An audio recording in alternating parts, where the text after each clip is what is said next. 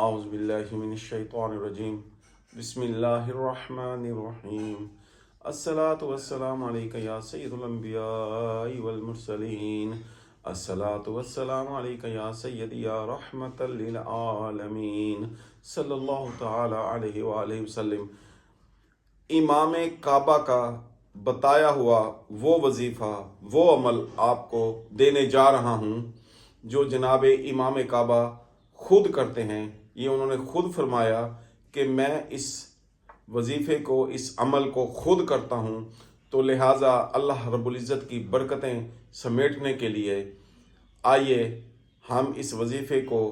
دیکھتے ہیں اور اس پہ عمل خود بھی کرنے کی کوشش کرتے ہیں اور کریں گے انشاءاللہ تعالی۔ اس کا طریقہ کار یوں ہے